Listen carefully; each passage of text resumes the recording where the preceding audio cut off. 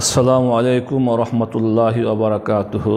প্রিয় দেশবাসী, আমরা সকলেই অবগত আছি 1947 সালে দেশ ভাগের পরে ভারতে মুসলমানদের উপরে বিভিন্ন সময় অত্যাচার, নির্যাতন এগুলি করা হয়ে থাকতো। সবশেষে এই বর্তমান যে সরকার, মোদি সরকার ভারতে আছে, এই মোদি সরকারের আমলে সবচেয়ে বেশি নির্যাতিত, অত্যাচারিত হয়েছে মুসলমান জাতি। এবং মোদি সরকার তো আসলে ওনাকে বলা হয় গুজরাটের কসাই। সে মুসলমানদেরকে গুজরাটে যখন মুখ্যমন্ত্রী ছিল তখন সে তাদেরকে গণহত্যা করেছিল মুসলমানদেরকে।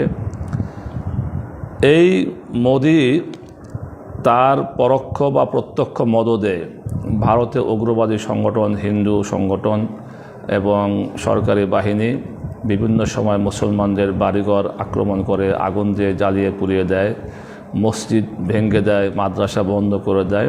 এভাবে তারা প্রতিনিয়ত মুসলমানদের বিরুদ্ধে লেগে আছে। তার এই ধারাবাহিকতায় তারা চিন্তা করলো যে মুসলমানদের দমন করার আরও কী কী পথ বের করা যায়। প্রিয় দেশবাসী, আপনারা হয়তো জেনে থাকবেন ভারতে মুসলিম স্থাপনা অনেক। আজকে ভারতবর্ষে যেই সমস্ত দার্শনিক স্থান রয়েছে এগুলি সবই কিন্তু মুসলিম শাসকদের অবদান।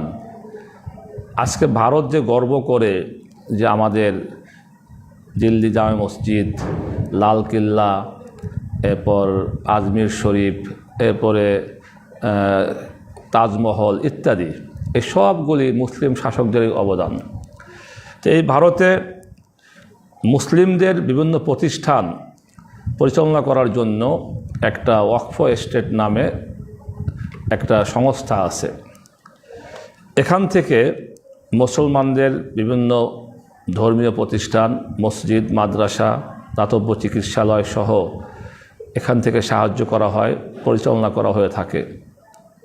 আপনি জানলে আশ্চর্য হবেন, এই ওয়াকফ এস্টেটে ভারতের মুসলমানদের এই সংস্থায় প্রায় 9.5 লক্ষ স্থাপনা রয়েছে এবং জমি রয়েছে 10 লাখ একর। এই যে বিশাল সম্পদ, তো মোদি সরকার চিন্তা করলো যে এত বড় বিশাল সম্পত্তি যদি আমরা আমাদের করায়ত্ত করতে পারি, দখল করতে পারি, তাহলে মুসলমানদের এই প্রতিষ্ঠানগুলো বন্ধ হয়ে যাবে।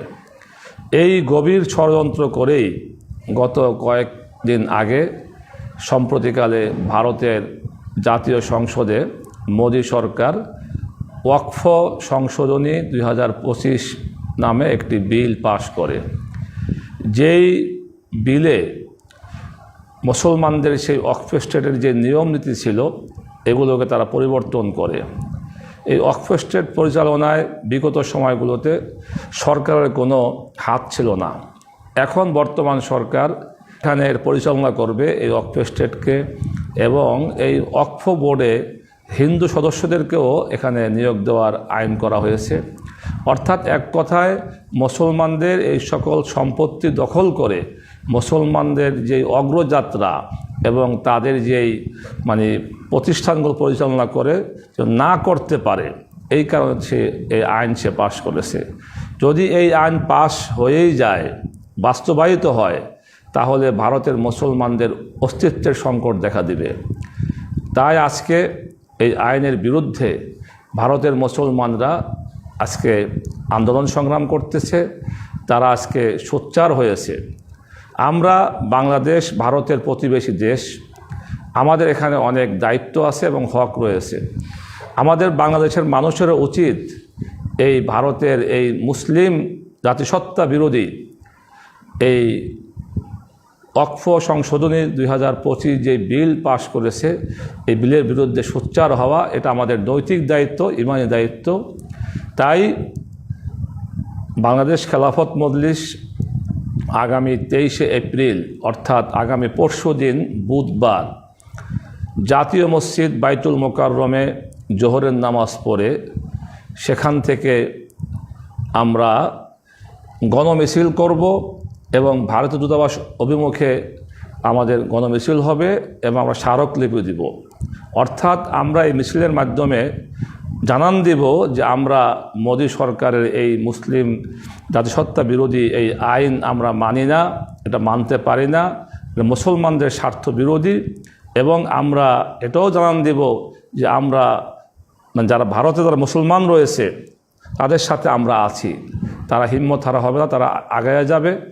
তাই আমি সকলকে আহ্বান করব যে ভারতের মুসলমানদের স্বার্থ রক্ষার জন্য, তাদের অস্তিত্ব টিকিয়ে রাখার জন্য এবং ভারতের যে মুসলিম নিধন করা হয় প্রতিনিয়ত, এই মুসলিম নির্যাতনের প্রতিবাদে আগামী 23শে এপ্রিল বুধবার জাতীয় মসজিদ বাইতুল মোকাররম থেকে যে গণমিছিল, বাংলাদেশ খেলাফত মজলিস ঘোষিত এই গণমিছিল এবং স্মারকলিপি অনুষ্ঠানে নেতৃত্ব দিবেন এবং গুরুত্বপূর্ণ ভাষণ দিবেন বাংলাদেশ খেলাফত মজলিসের মুহতারাম আমির, বর্তমান সময়ে সবচেয়ে জনপ্রিয় নেতৃত্ব ও ব্যক্তিত্ব আল্লামা মামুনুল হক।